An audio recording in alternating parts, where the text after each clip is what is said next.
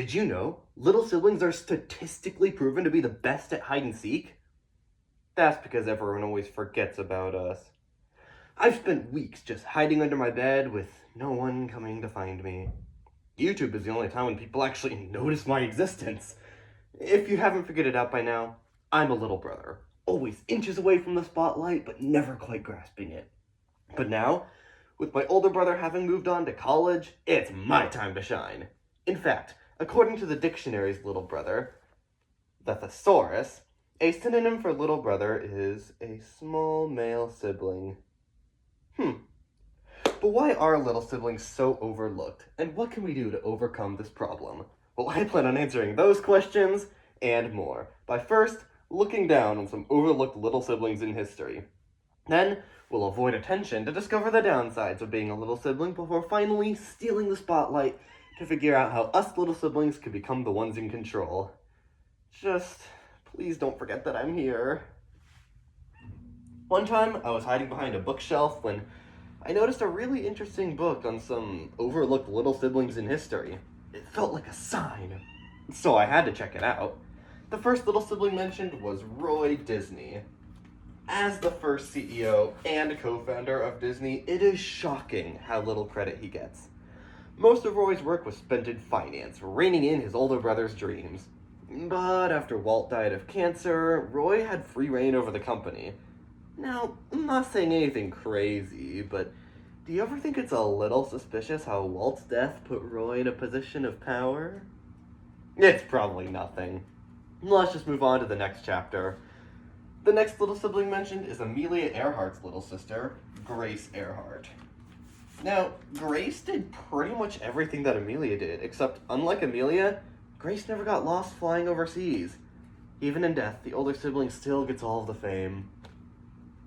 But although Grace never got any attention, she did live a good, long, successful life. Now, once again, we see an example of the older sibling leaving the scene, allowing the younger sibling to live out their life to the absolute fullest. You know, I'm starting to notice a pattern. Let's just see what the next chapter has to say. Now, when I say Emperor of France, most of you know who I'm talking about. Napoleon Bonaparte. But I bet none of you know who I'm talking about when I say the 15th King of Holland. That title belongs to none other than Napoleon's little brother, Louis Bonaparte. A nation that was promptly taken over by Napoleon. However, after Napoleon was banished to a small remote island, Louis was free to rule Holland all on his own. And what a king he was. He brought his nation out of an economic depression, helped them recover from a flood, and even put his face on a coin. I love putting my face on things. Now, one thing that all three of these little siblings have in common is that they all became extremely successful after their older siblings were killed or deposed. Seems a little too good to be a coincidence, right? I mean, cancer? Is that even a real word? Getting lost at seas? Could she not just use a GPS? And an extremely powerful emperor somehow getting himself banished? Yeah, I'm not buying it. The little siblings had something to do with this. I just know it. After many hours of hiding in my dresser, I've noticed a lot of clothes of mine used to be my brother's. In fact, everything in this current outfit used to be his. Even the underwear. I didn't even have to tell you that. How humiliating. But while hand-me-downs might seem convenient and harmless, they are anything but harmless. People often confuse me for my brother just for wearing his clothes. And on top of that, he was a solid half-foot taller than me. Like a blonde Aryan model. On me, all his clothes are oversized and covered in rips and stains, making my entire wardrobe look like that of Billie Eilish. And on top of that, these shoes were his in 5th grade, so his clothes never fit me until years down the line. So while my brother gets to stay current with fashion trends, I look like I'm stuck in 2015. Another bad part about being a little sibling is getting blamed for everything.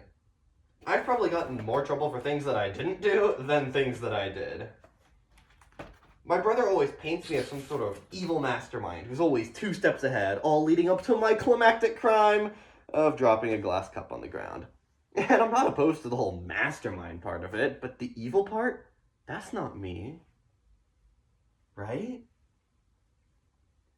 But the worst part about being a little sibling has to be the tyranny that our older siblings impose upon us. I have no control over anything in my house and can never get my brother to do things for me. But when he asks something of me by some supernatural force, I feel obligated to obey. He also creates these rules out of nowhere that only benefit him, like this week, it's your turn to clean the room, just like every other week. And I have to do what he says because he's older. I can't stand being treated like this. I want freedom. I want fairness. I want blood. Okay, maybe I don't want blood, but you get the point. The tyrannical rule over older siblings has gone too far. You know, maybe all this hiding needs to stop. After all, I may be a little brother, but I've got a big score to settle with my big bro. Now, in order to fight back against the oppression of our older siblings, us little siblings are going to need to form some sort of secret alliance. We could be known as the secret team of ingenious, nifty kids and you, or Stinky. You know, maybe we need a better acronym. After all, we're going to need strength in numbers. Now, the only way to overcome the stigma of being the little brother is to become the big brother ourselves. I mean, God killed firstborns in the Bible. Why can't I? Now, if something were to happen to our older siblings, accidents happen all the time. Maybe just a little cut of the brake line? Or perhaps a simple push into a pit of piranhas? Then everything will be ours. No more will I have to suffer from outdated hand-me-downs. No more will I be infantilized. I'm a big boy, dang it. And with those elders out of the way, nothing can stop us. It is time for the second sun to set and for us to rise to our rightful place as mommy and daddy's favorites. The world will be ours.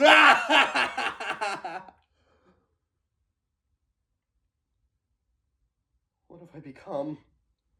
Turning into the pompous, arrogant monster that my older brother always was. This isn't right. The desire for eldest sibling power is great, but it comes at a cost.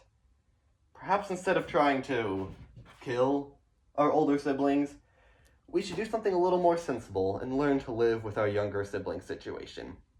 And while I may be a little brother, I do also have a little sister, and I don't want that little devil coming after me once I'm on top. You know, maybe being a little brother isn't so bad after all. Sure, the firstborn gets all of the attention, but also all of the responsibility. And murder attempts. So while I'll never get my time in the firstborn son, it's okay. There's nothing wrong with relaxing in a little bit of shade. You know, maybe my brother and I, as hard as it may be, can coexist. However, we did just look down on some overlooked little siblings in history, avoid attention to discover the downsides of being a little sibling before finally stealing the spotlight to find out how us little siblings could become the ones in control. Well, I'll be on my way out now, but just remember, I'm always hiding somewhere.